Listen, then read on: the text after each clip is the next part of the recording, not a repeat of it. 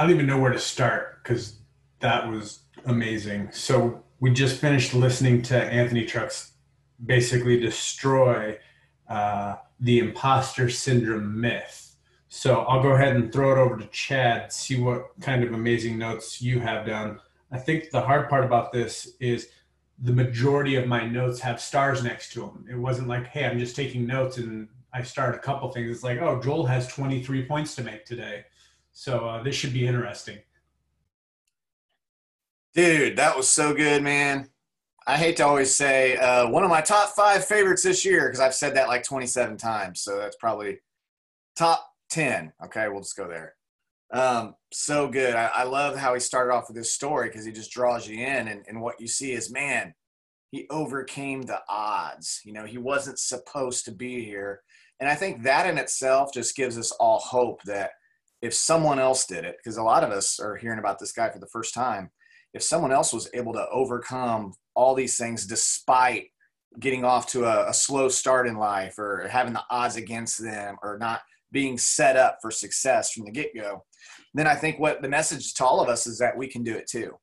And isn't that the message of that we spread in this industry? I mean, it's hey, if you'll change, your whole life can change. And hey, as long as you have hope, you have everything.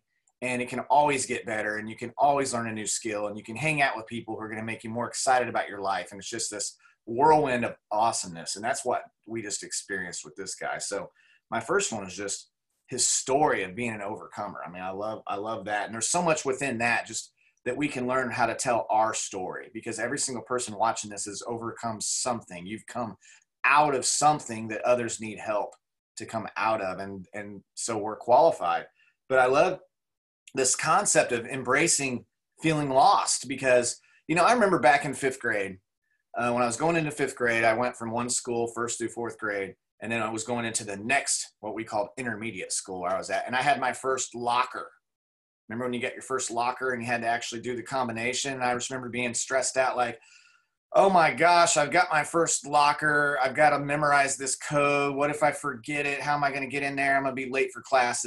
This anxiety that came along with something new. Or think about when you went for, an audition or an interview for a job. Like there's never, I don't know anybody that's ever been like, oh yeah, I'm totally just comfortable going into that. And I think sometimes we need to remember that feeling lost is okay, because that means we're trying new things. We're embracing new things. And so I love that he talked about some of that.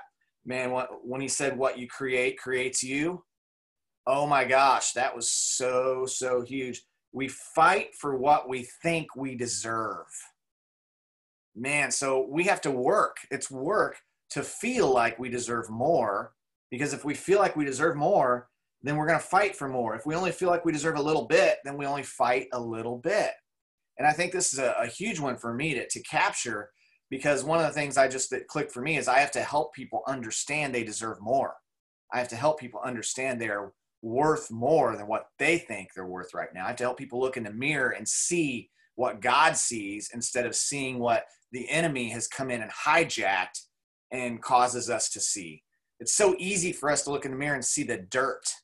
It's so easy for us to look at others and see the dirt, but we have to mine the gold, and we have to see the gifts and the talents and the real true purpose and giftings and talents and calling and destiny that God has put on our lives, because we all have that. At some point in life, the enemy just comes along and wants to hijack it. He wants to get us depressed so that we can't think about adding value to the world. And all we can think about is being stuck in our own circumstance. And so the next one, he said, do the work. To say you are something is so different than saying you are trying something. Who are you?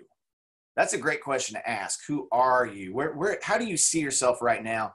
If you're looking through the most positive lens in your life right now, who are you? Because who you are is much different than who you're trying to be. It's such a huge just shift in language to say I am versus I might be, or I'm testing the waters here.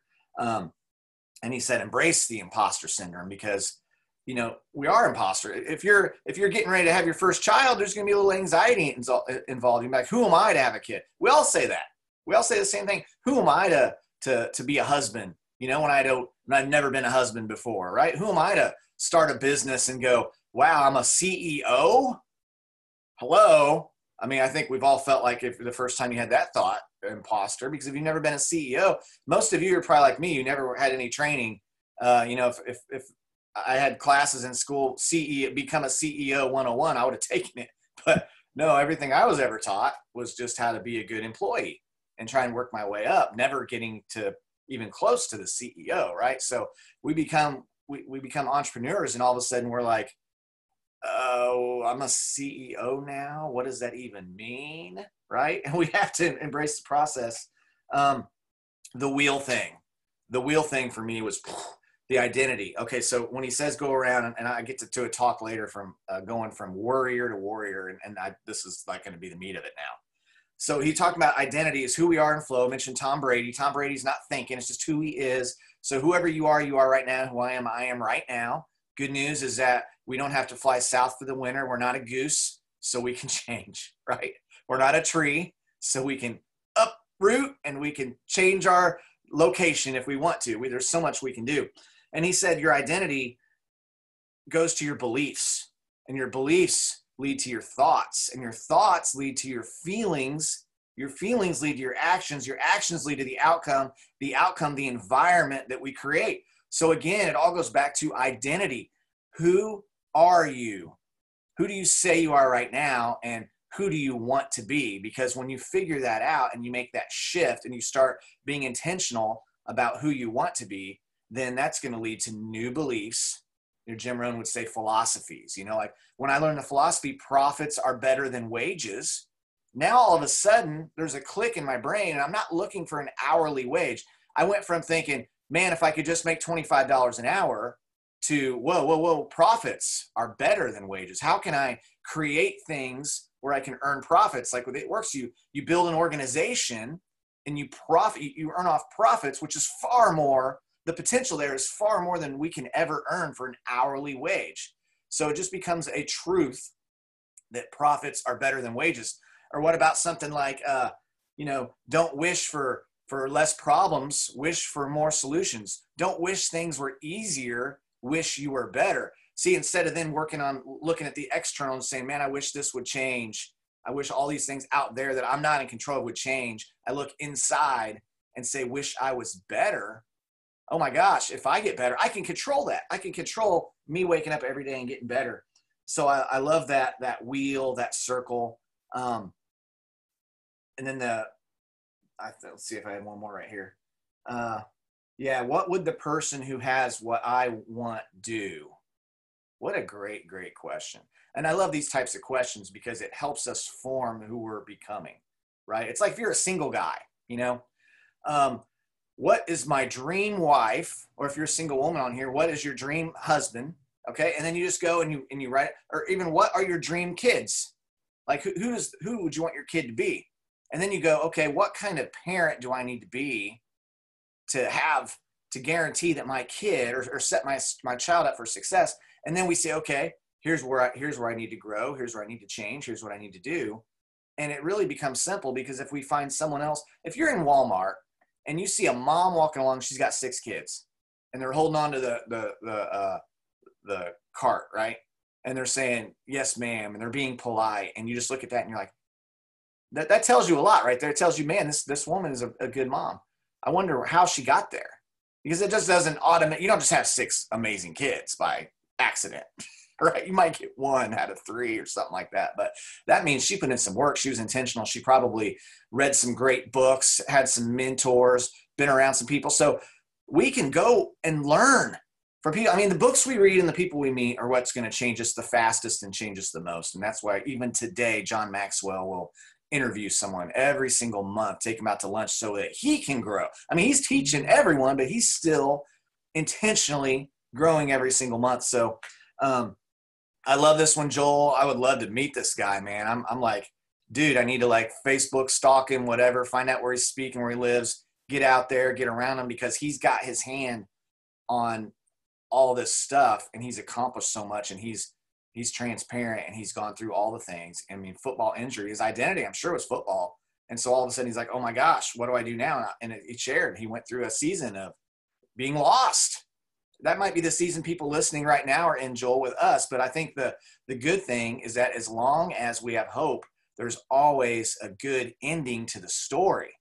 And so I'll just leave it at that. But thanks for bringing him on, Joel. And man, that was awesome. Yeah, absolutely.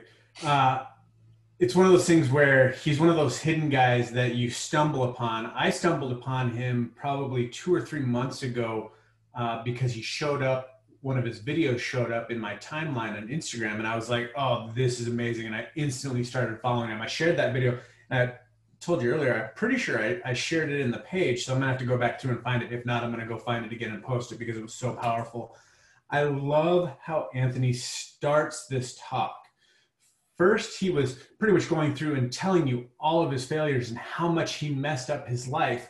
But he said, no matter how far away you go, God can reach you and pick you up.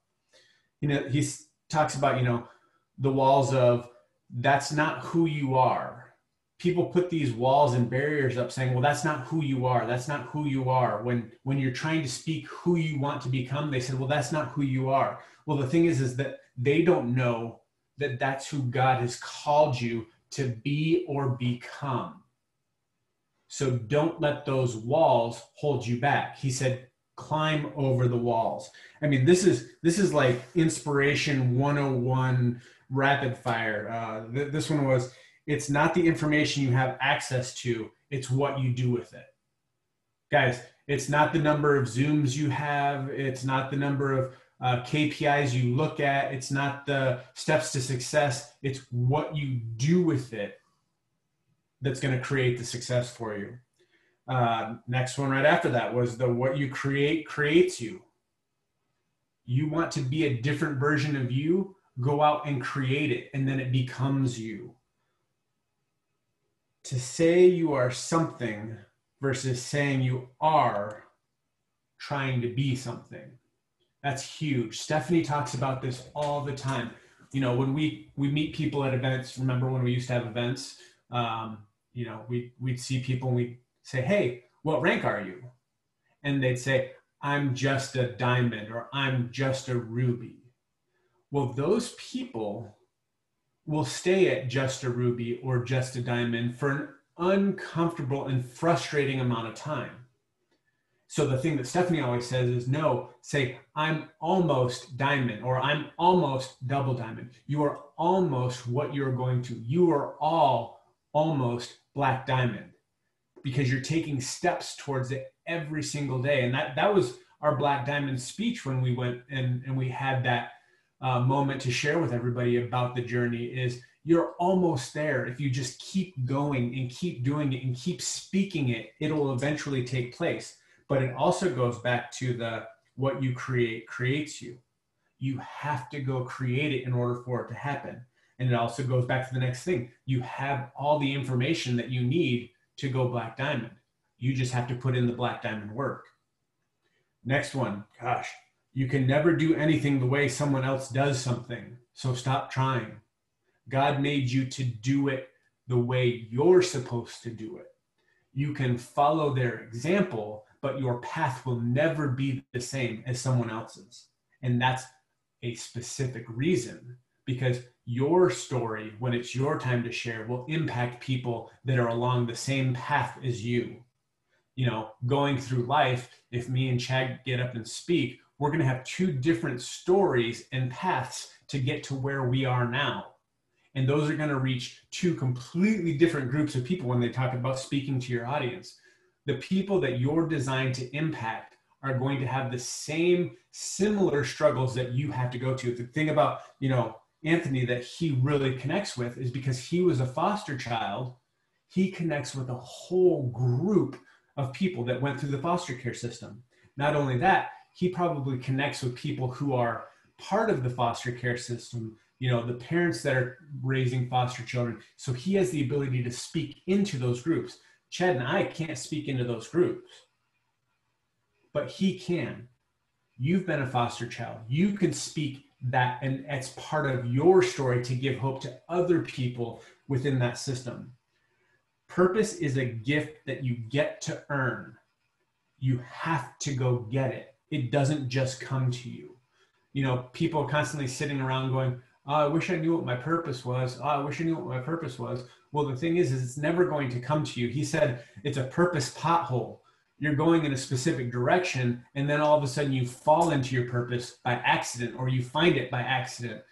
Some people are hardwired to know what their purpose is, and that's great for them, but that's not the majority of us. The majority of us have to go find it. I love his 7-point circle of identity, belief, thoughts, feelings, actions, outcome, and environment. Go to find Anthony Trucks on Instagram so you can watch an in-depth video of him talking about that.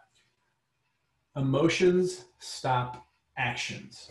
That was mind-blowing to me because of the fact that it takes unconfident action to do things. You know, the emotion normally stops you because your emotion makes you go, oh, I don't like this feeling.